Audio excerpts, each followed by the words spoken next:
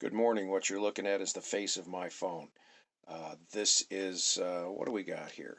Today is Wednesday, March 27th. It's 10:36 in the morning. I am recording. It says I'm recording. This is what my phone always looks like. First page. Genesis 11:6 at the top of the cross. Numbers 6:27 in the center of the cross. Exodus 3:14. Amos 3:7 and 8. Joel 2:32 and Zephaniah 3:9. What do these things all have in common? Well, Exodus 3:14 is where we find the name HAYAH. Numbers 6:27 is where God says his name will be placed on the children. Can we find the two syllables HAYAH from Exodus 3:14 on the children's names? Of course we can. Jeremiah, Zephaniah right next to it. Hezekiah, all the HAYAH names. Well, why is that important? That's important because of Joel 2:32.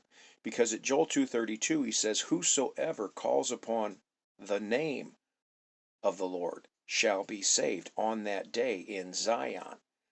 Well, why would we want to do that? Well, number one, we want to be saved, but we need to know what his name is. So we go over to Zephaniah, and it says in Zephaniah 3:9 that he's going to teach us a new language, a pure language, so that we can serve him in one consent, so we can all call upon that name on that day in Zion.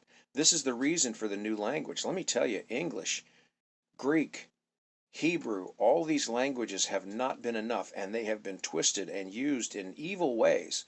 And he wants us to have a new language that's specifically for him so that we can hear him and no other voice. Let me tell you, spelling is casting spells.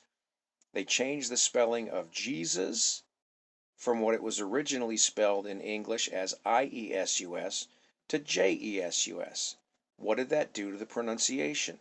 How can we call upon his name? Well, he shares a name with the Father. That name is HAYAH. He shares a name with the Spirit. That name is HAYAH. He shares a name with us, according to Ephesians 3:14 and 15, that we all of the family of heaven and earth share in the Father's name, HAYAH. So why is it important that we all come together as one in one consent to serve him according to Zephaniah 3:9? Because of Genesis 11:6, the top of the cross.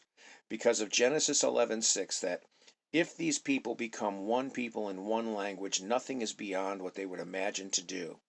Now this is in reference to Babylon and the evil that they wanted to do, so God changed their languages.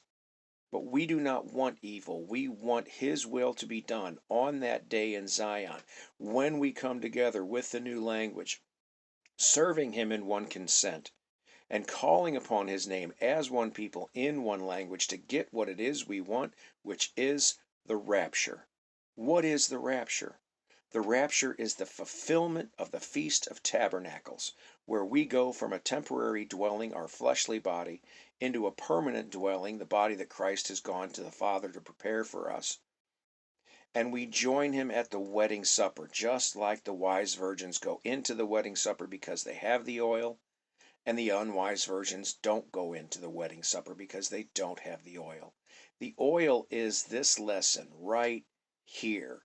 We need to come together as one people in one language with one consent, using his pure language on that day in Zion, and call upon his name that we've learned because it's on the children, Numbers 6:27, and it does match the word that Moses gave.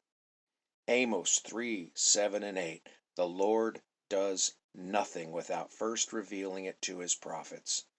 No man knows the day and the hour. The prophet knows. The one who's leading the wise virgins, the one who says the bridegroom is coming, he knows. This is to be read figuratively. There is a day in Zion that matches perfectly the fulfillment of tabernacles, and that is the rapture. So on that day that matches the rapture, the seventh day of the 22nd day of the seventh Hebrew month, on that day, at the very first moment of that flash of light of sunset on the 21st, leading into the 22nd, let us be praising his name as one people in one language to receive what it is we imagine, which is the rapture. This is the lesson that the wise virgins will take and use and give themselves the oil that will open the door to the wedding supper of the Lamb, and they will enter in while the others do not. God bless and take care.